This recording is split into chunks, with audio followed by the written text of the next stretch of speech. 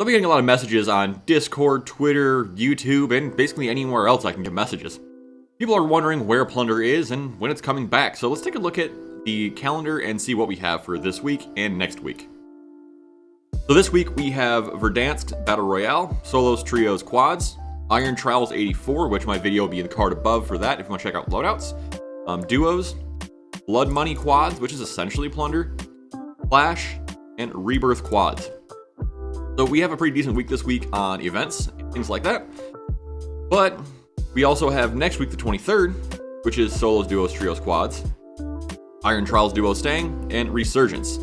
Looks like they're getting rid of Plunder yet again on the 23rd for a week.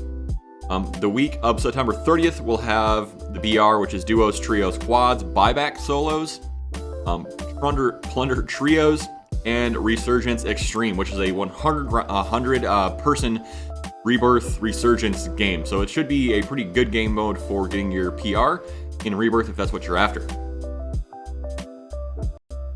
Now on the 21st, which is Tuesday, the numbers event starts.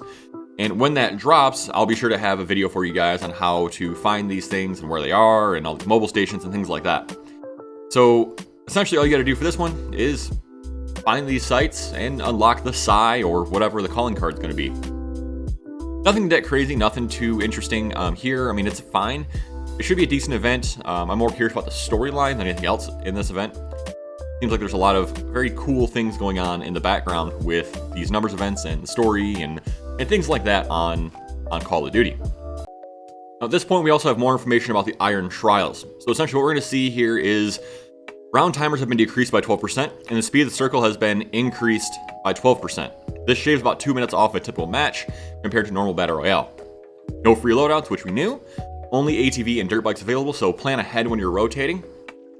There are going to be a lot of changes to the purchasing on this. So you see everything is basically more expensive. UAVs, loadout markers are going to be probably the hardest thing to come by. The melee finisher damage has been removed, so you got to settle that score with lead and actually fight people with a gun. As far as base health goes, compared to a normal match, we're sitting at 100. We're going to 250. That means stacking with the extra 150, we're going to have around 400 health. And if you're interested in TTKs for that 400 health, I have my sheet up and updated on the Iron Trials tab down here, if you're interested in that. Health regen, the regen timer has been increased from 5 to 7 seconds, and regen per second has been decreased from 120 per second to 40. Maybe watch the players reconsider perks, things like that. So quick fix might actually be viable in this mode. We'll drop in with a 44 mag and a sledgehammer, so it could be interesting off the drop. Loot.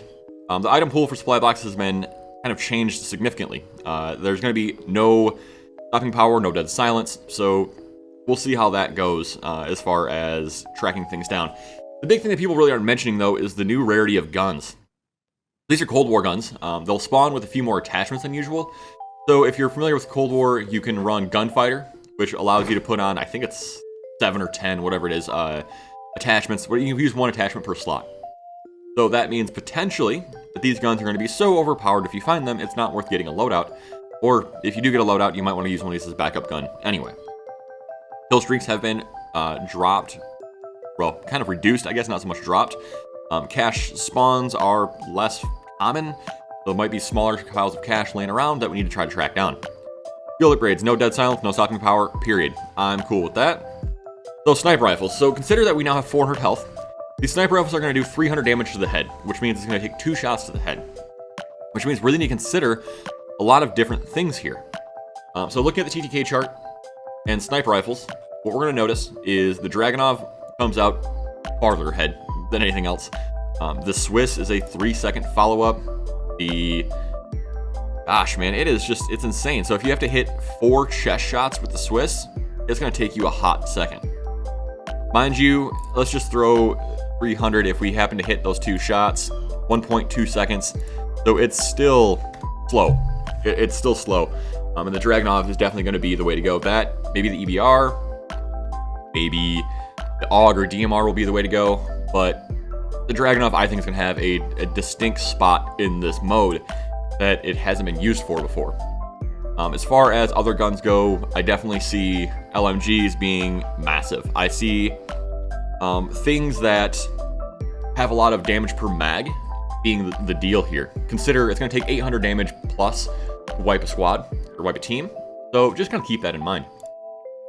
But guys, that's what I have for you today. If you guys are interested in any more Call of Duty news or gameplay, be sure to hit that like button, hit subscribe, and I will see you guys around.